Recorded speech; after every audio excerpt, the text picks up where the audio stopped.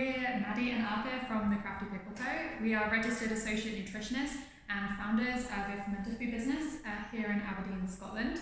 So we make fermented foods like sauerkraut and kimchi, but we also have an environmental aim to our business, so we try and use as much imperfect but perfectly edible fruit and veg to make what we make as possible. Yes.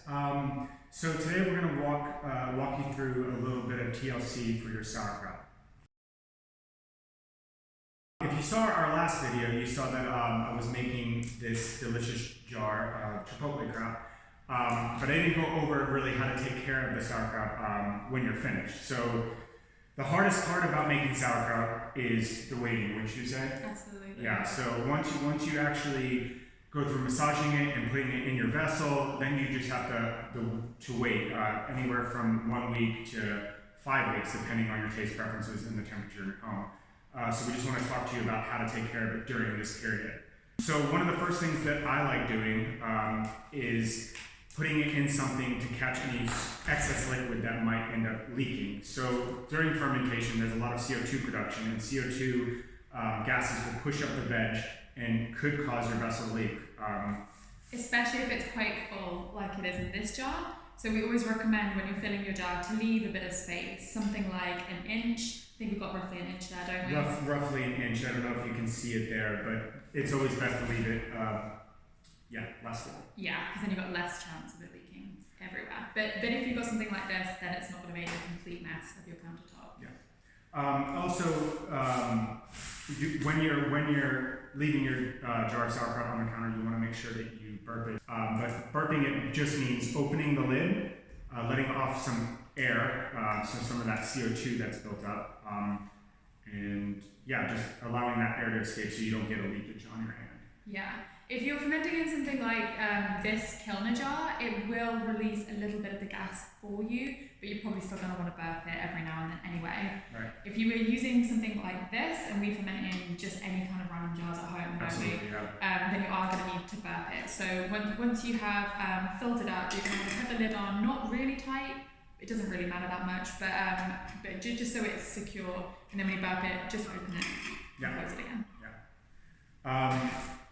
As you can see with this one, some of the veg has migrated above the liquid. So when you see this is perfectly normal part of fermenting at home. Just want to take a clean spoon and push down as much as you can to get some liquid to cover that veg.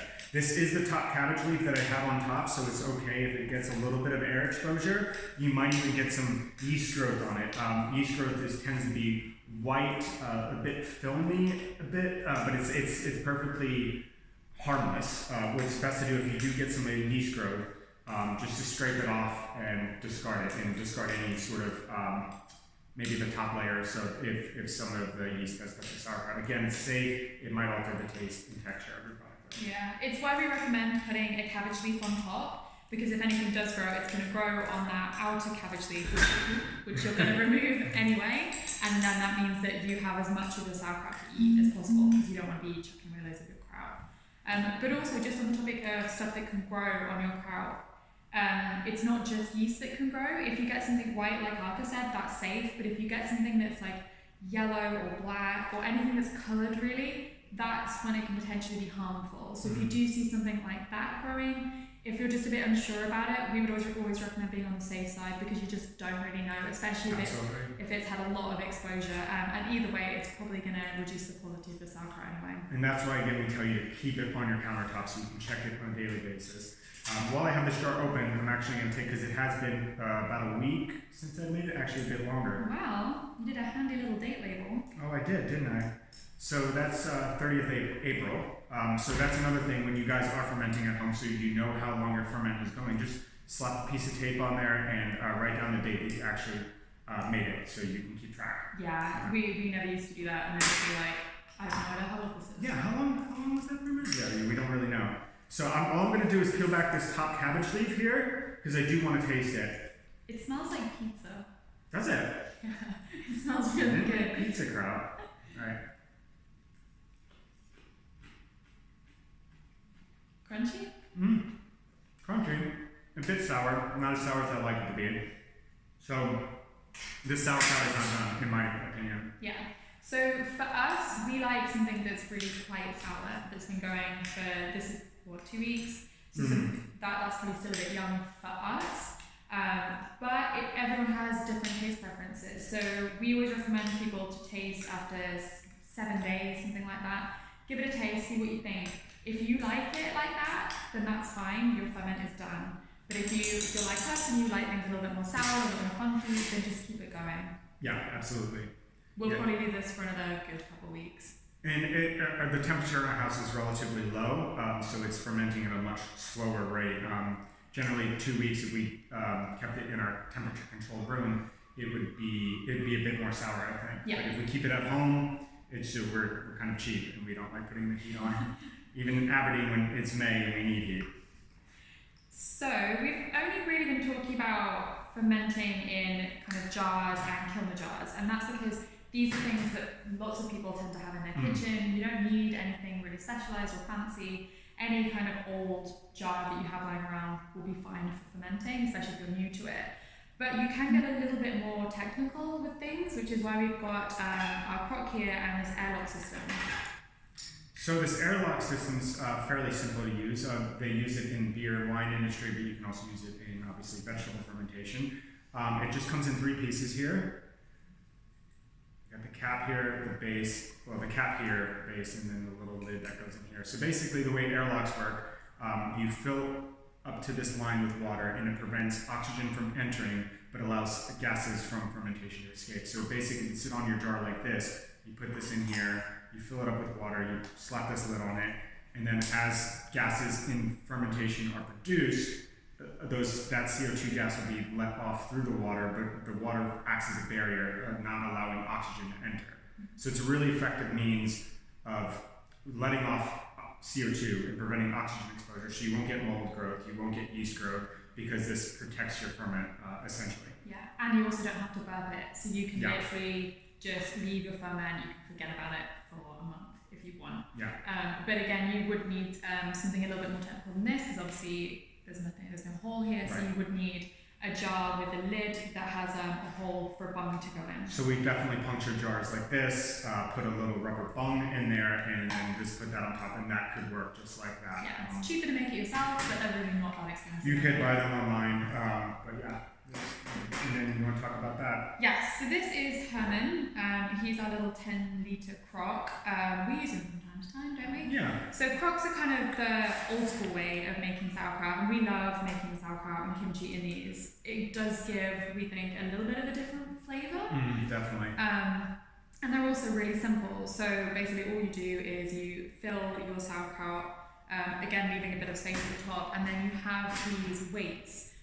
Which you then just pop onto the top. So again, you'd use a piece of cabbage, a cabbage leaf, and then stick this on top, and that just keeps all the little bits of vegetables submerged. And then, kind of similar to the airlock, you do use water for a crock. So I don't know if you can see, but there's like a little moat kind of in the top of the crock, which you fill with water, and then you pop your lid on, and that again creates a barrier so that gases can escape, but no kind of nasties can get in. So again, you don't need to burp this, you can just leave it.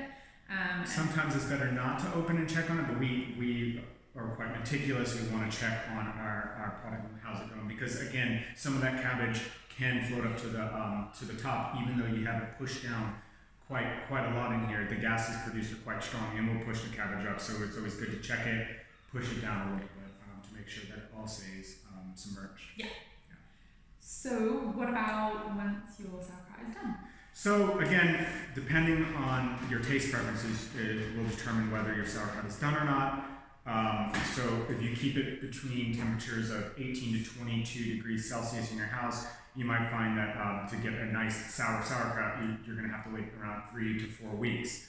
But if it's any lower than that, it could take longer. It also might taste different at the end too, because again, temperature will select for various microorganisms. So the lactic acid bacteria that reside in sauerkraut like to live at 18 to 22 degrees Celsius. Not to say that they don't live outside those temperatures, but you're going to have a greater proportion of lactic acid bacteria in that. And you'll still have lactic acid bacteria in lower temperatures and higher temperatures, but it might be different species that contribute to different flavors. So numerous research articles that I've read on the topic of sauerkraut fermentation, they always cite these ranges of temperatures that are ideal for sauerkraut. Doesn't say you can't make it outside these temperatures. Again, we definitely do. We definitely do. Our kitchen is colder, and it works fine. Yeah, it just needs to, you just need to taste it. And again, it might not be getting sour enough. If you're unsure whether your sauerkraut's ready and you're a scientist at heart and you want to double check the pH of it, you can get pH strips, you can get pH meters. What you want to look for is a pH under 4.6, which is considered food safe. And anything above 4.6, honestly, is going to be too alkaline for us anyway. It's not going to be sour enough. Yeah. Most of our sauerkraut, if you want perspective, most of our sauerkraut that you can buy is around 3.1 to 3.3. So if you're looking to get that sort of sour product, then you need to let your ferment go that long and reach that pH. Yeah. So once you have decided that it's sour enough, that you like the taste, then you can pop it in the fridge. Yeah. And that doesn't stop fermentation, it just slows it right down. So it does mean that if you have a jar in your fridge for months, the flavour might be slightly different after that time. Yeah, it could definitely get more sour, but we find that when you keep it in the fridge for months after you fermented it, it just gets better and better. Yeah. So it really will last. This is like one of the earliest forms of food preservation, and it's so effective. Yeah. It really does. Like we have a 6-month shelf life on our product, but we know it can get a lot longer than that. There are products out there with year shelf lives, and just because they've had the money to test those products, but it's yeah, we're broke. But it's an effective form of food preservation. Again, they've been doing it before pasteurization, before refrigeration, before vinegar, pickling even. This is the way that people preserve veg and other products as well. Yeah. So great, guys. I think that's it. So if you have any questions, comments, you want any ideas of other videos? Yes. Any suggestions about what types of fermented foods you'd like us to walk you through, then we're happy to do it. Yeah. So cool, guys. So until next time, take care.